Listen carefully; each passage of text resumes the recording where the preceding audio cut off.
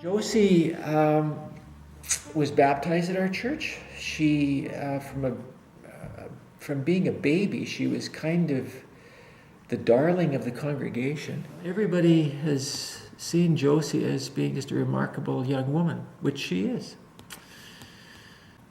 Josie would have been about 10, maybe 11 years of age when she saw the CLWR pamphlet on Gifts from the Heart for an alternative Christmas gift. And she was quite taken by it, apparently, and told her mother that she wanted to get funds for a well in Africa, which was the most expensive item in the catalog. And her mother said, well, maybe shoot for something a little less. And she said, no, I think I can do this.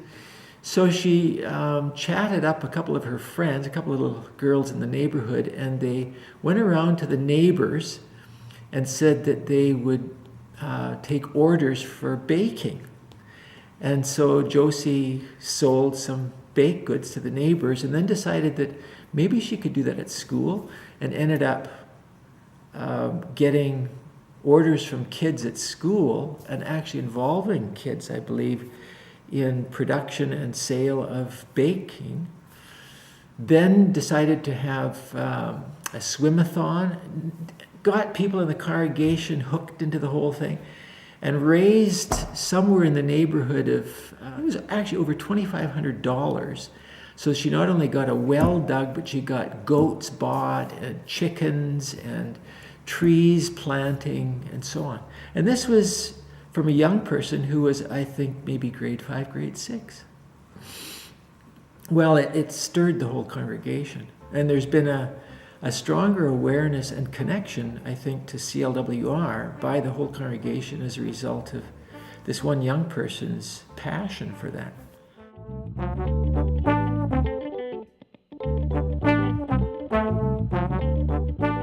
Tell me about when you first got interested in CLWR.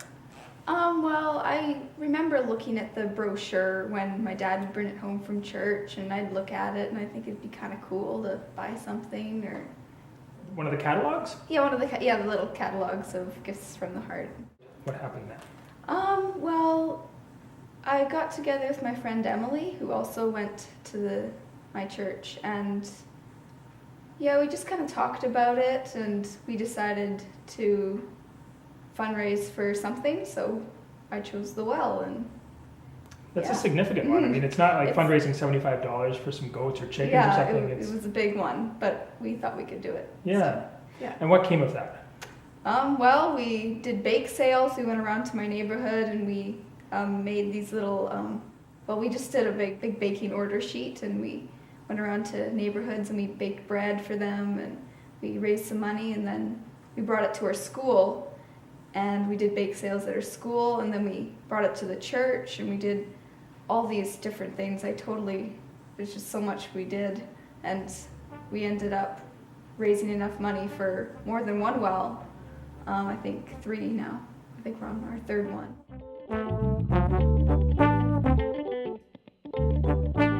Anyway, money continued to come in to Josie's well project. And so it was decided that we'd go for a second well. There's been a 3rd well that's been paid for. And Josie has now reached high school age and has engaged high school students. She's quite involved in some of the organizational activity of the school.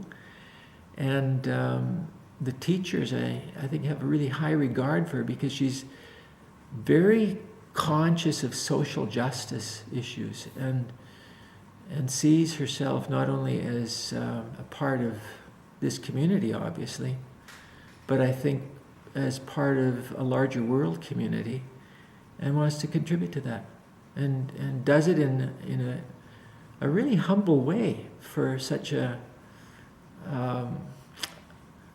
young person who's got such charisma. Tell me more recently now what you've been doing in the schools, and I think it's going outside of the schools even too. Like you've gone sort of from your church community to your school and beyond, I think now, right? Yes. Well, I was hoping, because I joined a leadership class, and I was really hoping to get them into CLWR and fundraise. So for Christmas, I got a little group together in my leadership class, and we decided to do a fundraiser for CLWR. So I let them choose, and they chose Care for a Child. And then we thought that just $250 wasn't enough, so we raised it up to try to get $500 for 2 medical kits as well. Mm. And our first fundraiser was decorating mason jars and sending them out to the community and local businesses and asking for donations from the community and just spreading the awareness. And That's so cool. You were saying you're in, it sounded like a dozen businesses, maybe more. yeah, more. Yeah. Yeah.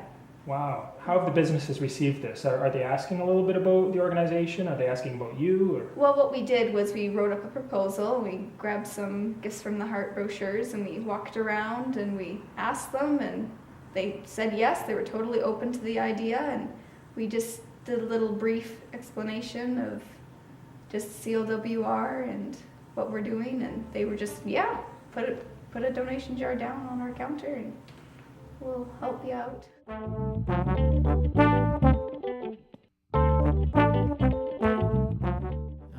Other students see her, I think, in a way that's quite unusual, that she's no grandstander by any means, but they really respect her for her sense of faithfulness and concern for the other. I mean, she does those things in our congregation. She's, I think she was kind of a linchpin for the catechism class. We've got a really strong group of young people, and I think Josie's kind of the quiet but highly regarded leader of the group. She's a liturgist in our congregation, beautiful singing voice, and she's a bit of a nut for things like this wall climbing and kind of doing risky kinds of things physically, but just kind of a star as far as my years of ministry. She's right there at the top. They're so non-profit. They're more for the people. They don't really make a huge money profit off of having this organization. I don't know, they just seem more caring and more into the helping of the people, and yeah, just that.